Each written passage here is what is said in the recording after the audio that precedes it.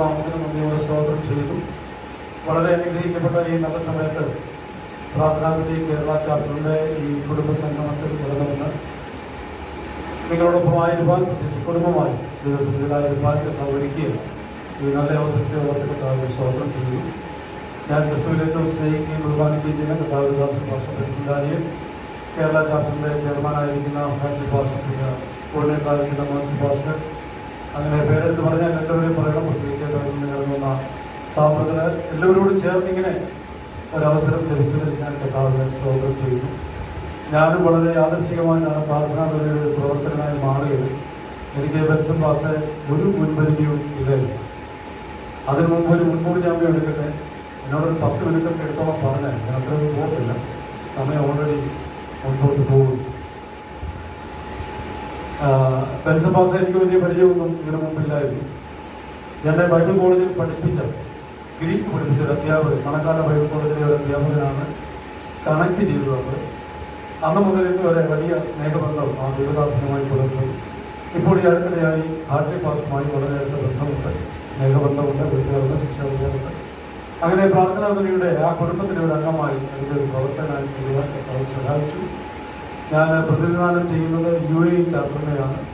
അതിൻ്റെ കോർഡിനേറ്ററായിരുന്നു, ഇപ്പോൾ വൈസ് ചെയർമാനാണ്. അപ്പോൾ തന്നെ നിങ്ങൾ അറിയുന്നത് പോലെ മാനേജിംഗ് കൗൺസിൽ കോർഡിനേറ്ററായി ഇപ്പോൾ സേവനം അനുഷ്ഠിക്കുന്നു. കർത്താവ് നമ്മളെല്ലാം ധാരാളമായിട്ട് അനുഗ്രഹിക്കട്ടെ. നിങ്ങളെല്ലാം വളരെ ഒന്ന് സപ്രസ്ഡായിട്ടിരിക്കുന്നവർ എനിക്ക് തോന്നുന്നുണ്ടോ? കേരള ചാപ്റ്റർ ഒരു വർഷം പൂർത്തിയാക്കി 2ാം വർഷത്തിലേക്ക് പ്രവേശിച്ചു. പ്രാർത്ഥനാഗതി 25ാം വർഷത്തിലേക്ക് പ്രവേശിച്ചു. എല്ലാവരും പറഞ്ഞത് പ്രാർത്ഥനയിൽ കൈത്താങ്ങുക എന്നുള്ളതാണല്ലോ നമ്മുടെ ലക്ഷ്യം. ഈ 2025 വിഷൻ പറഞ്ഞപ്പോൾ എൻ്റെ മനസ്സിൽ ഓടിയെത്തി. ഞാനൊരു പ്രത്യേകിച്ച് പ്രിപ്പറേഷനായിട്ടൊന്നും വന്നതല്ല.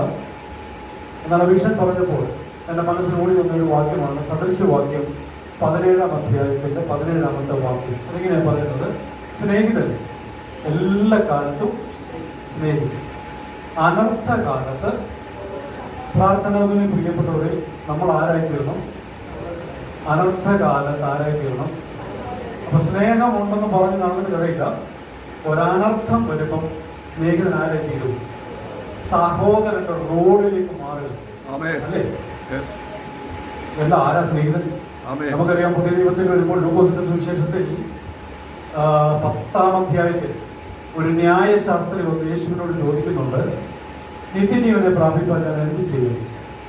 കർത്താവ് തന്നെ മറുപടി, നിന്റെ ദൈവമായ കർത്താവിനെ പൂർണ്ണ ഹൃദയത്തോടും പൂർണ്ണ മനസ്സോടും പൂർണ്ണ ആത്മാവോടും പൂർണ്ണ ശക്തിയോടും കൂടെ സ്നേഹിക്കണം. 2, കൂട്ടുകാരനെ. അപ്പം നിത്യത പോകാൻ എന്തു മതി? ഹലോ, നിത്യത പോകാൻ എന്ത് മതി? 1, ദൈവത്തെ സ്നേഹിക്കണം. 2, കൂട്ടുകാരെ സ്നേഹിക്കണം, മനുഷ്യനെ സ്നേഹിക്കണം. അതിനകത്ത് എല്ലാം ഉണ്ട്. അതുകൊണ്ടാണ് പൗലോസ് പറഞ്ഞത്, ദൈവത്തെ സ്നേഹിക്കാത്ത ഏവനും ശപിക്കപ്പെട്ടവൻ. കൊരിന്ത്യർ ലേഖനത്തിലെ വാക്യമാണ്, ദൈവത്തെ സ്നേഹിക്കാത്ത ഏവനും ശപിക്കപ്പെട്ടവൻ. അപ്പോൾ കൂട്ടുകാരനെ തന്നെ പോലെ തന്നെ എന്ത് ചെയ്യണം? അപ്പൊ ഞാൻ ആ ഭാഗം ഒന്ന് വായിച്ചു വരുമ്പോൾ എനിക്ക് ഭയങ്കര ഇഷ്ടമാണ് മനുഷ്യനെ, ആ ന്യായശാസ്ത്രി. അപ്പൊ അദ്ദേഹം ചോദിച്ചൊരു ചോദ്യമുണ്ട്, ആരാ കൂട്ടുകാരൻ? നമുക്കൊക്കെ നമ്മളോടൊക്കെ കൂട്ടുകാരാരെന്ന് ചോദിച്ചാൽ നമുക്ക് വിളിച്ചിട്ട് പറയാൻ പറ്റും. ദേവകുട്ടി, ബാബുച്ചായ, തോമാച്ചായ, എല്ലാം കൂട്ടുകാരാ അല്ലേ? പേര് പറയാനുണ്ട്. ഇതുപോലെ പേര് പറയാനുള്ള ഒരു മനുഷ്യനാണ് അദ്ദേഹം. പക്ഷെ അദ്ദേഹം യേശുവിനോട് ചോദിക്കുക, ആരാണ് കൂട്ടുകാരൻ? ആരാണ് സ്നേഹിതൻ? അപ്പൊ കർത്താവ് ഒരു ഉപമ പറയും, ഒരു സംഭവകഥ പറയും. എന്താ? നമുക്കറിയാം, നല്ല ശബരിക്കാരൻ്റെ ഒരു കഥയാണ് പറഞ്ഞത്. ഞാൻ ഇപ്പോൾ വളരെ വേഗം തീർത്താം. ഈ ശബരിക്കാരനെ കൊണ്ട് നിങ്ങളെ ആ ഒരു മൂടൊക്കെ മാറ്റിയെടുക്കാൻ വേണ്ടി ഒരു കാര്യം, ഞാൻ സാധാരണ ഈ ശബരിക്കാരൻ്റെ ഭാഗം സംസാരിക്കുമ്പോൾ സൂക്ഷിക്കുമ്പോഴൊക്കെ പറയുന്ന ഒരു ഉദാഹരണമാണ്. പണ്ടൊരു സൺഡേ സ്കൂളിൽ പഠിക്കുന്ന വിദ്യാർത്ഥി വല്ലപ്പോഴും ഒക്കെ സൺഡേ സ്കൂളിൽ കയറത്തുള്ളൂ. അപ്പോൾ ബാക്കി സമയം കളിക്കാൻ പോകും.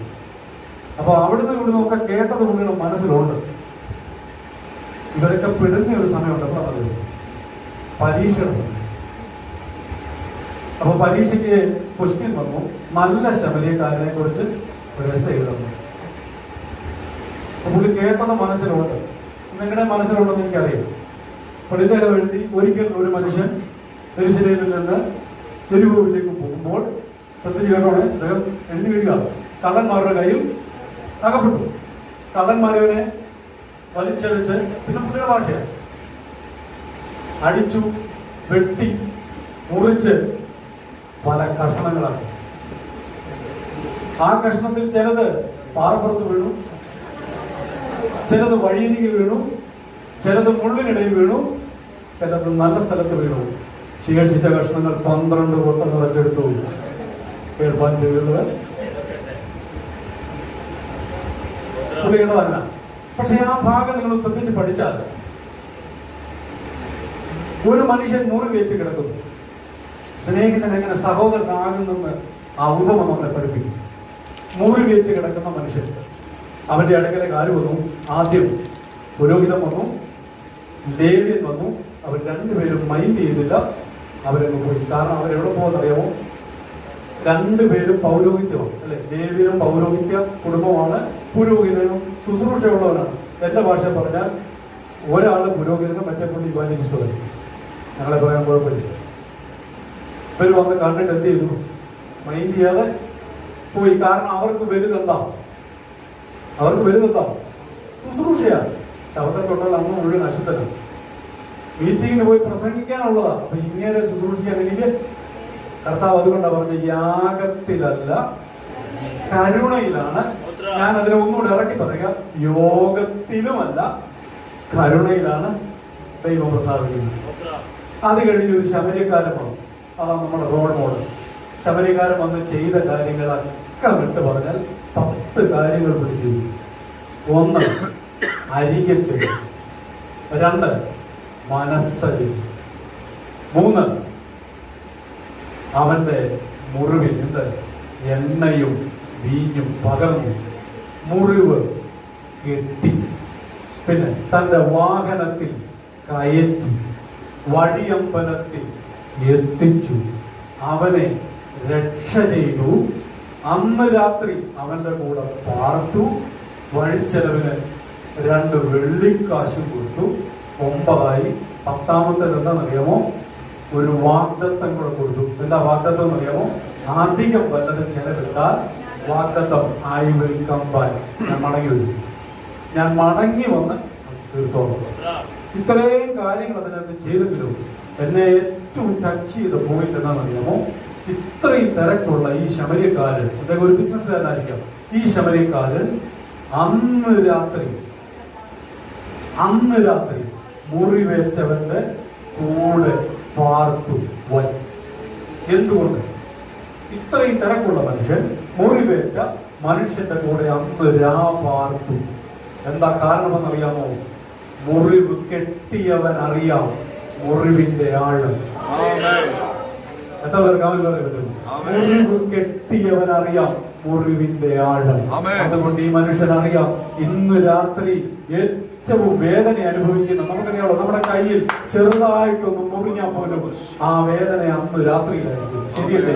അങ്ങനെയാണെങ്കിൽ ആഴമേറിയ മുറിവുമായി നിൽക്കുന്ന ഈ മനുഷ്യന് അന്ന് രാത്രി ഒരു സഹായം ആവശ്യമാണ്. തന്റെ തിരക്കുകളൊക്കെ മാറ്റിവെച്ച് ആ മനുഷ്യന്റെ കൂടെ അന്ന് പാർത്തെങ്കിൽ, സ്നേഹിതൻ എല്ലാ കാലത്തും സ്നേഹിക്കുന്നു, അനർത്ഥകാലത്ത് അവൻ സഹോദരനായി. പ്രിയ പ്രാർത്ഥന കേരള കൗൺസിൽ മെമ്പർമാരെ, സഹോദരന്മാരെ, സഹോദരിമാരെ, നമ്മുടെ മുമ്പിലും ഇതുപോലെയുള്ള ആളുകൾ വരാം. അനർത്ഥകാലത്ത് ഒരു സഹായമായി തീരുന്നെങ്കിൽ, ഒരു സ്നേഹിതന്റെ റോഡിലേക്ക് നമ്മൾ മാറുന്നെങ്കിൽ, കർത്താവ് നമ്മളെ കുറിച്ച് ആഗ്രഹിക്കുന്നത് നമ്മൾ ചെയ്യുക. ഈ പകൽ ഞാനിങ്ങനെ പറയട്ടെ, പ്രാർത്ഥന കേരള ചാപ്റ്ററിന്റെ അടുത്ത ഒരു വർഷത്തെ, കഴിഞ്ഞ ഒരു വർഷം മുഴുവൻ പ്രവർത്തിപ്പാൻ കൃപ തന്ന ദൈവം 2025 നിങ്ങളുടെ വിഷൻ എന്താണോ, നിങ്ങളുടെ ആഗ്രഹം എന്താണോ, അത് നിവർത്തിക്കുവാൻ സ്വർഗത്തിലെ ദൈവം നിങ്ങളൊന്ന് നിന്നുകൊടുത്താൽ മതി, ഒന്ന് ഡെഡിക്കേറ്റ് ചെയ്താൽ മതി. സ്വർഗത്തിലെ ദൈവം നിങ്ങളെ അതിന് സഹായിക്കും. പ്രത്യേകിച്ച് കർത്താവിന്റെ ദാസന്മാരോട് ചേർന്ന് കൗൺസിലേക്ക് വന്ന പുതിയ മെമ്പേഴ്സ്, നിങ്ങളെ എല്ലാവരെയും കർത്താവ് അനുഗ്രഹിക്കട്ടെ. നിങ്ങളുടെ പ്രവർത്തനങ്ങളെ കർത്താവ് മാനിക്കട്ടെ. എല്ലാവിധ ആശംസകളും വിശേഷാൽ ഞാൻ പ്രതിദാനം ചെയ്യുന്ന UAE ചാപ്റ്ററിനെയും അപ്പോൾ തന്നെ മാനേജിംഗ് കൗൺസിലിനെയും പ്രതിനിധിച്ചുകൊണ്ട് എല്ലാവിധ ആശംസകളും നേരുന്നു. നിങ്ങളുടെ പ്രവർത്തനത്തെ കർത്താവ് ധാരാളമായിട്ട് അനുഗ്രഹിക്കട്ടെ. ഇരട്ടി പ്രതിഫലം തന്ന് ദൈവം നിങ്ങളെ മാനിക്കട്ടെ. ഒരിക്കൽ കൂടെ പറയുന്നു, സ്നേഹിതൻ എല്ലാ കാലത്തും സ്നേഹിക്കുന്നു, അനർത്ഥകാലത്ത് ആ സഹോദരൻ റോഡിലേക്ക് നമുക്ക് വരാം. അതിനായി കർത്താവ് നിങ്ങളെ സഹായിക്കട്ടെ എന്ന് പറഞ്ഞുകൊണ്ട് അവസരങ്ങൾ അനുവദിച്ച കർത്തൃപുത്രന്മാരോട് നന്ദി അറിയിച്ചുകൊണ്ട് ഞാൻ എൻ്റെ വാക്കുകൾ വിരാമം കുറിക്കുന്നു.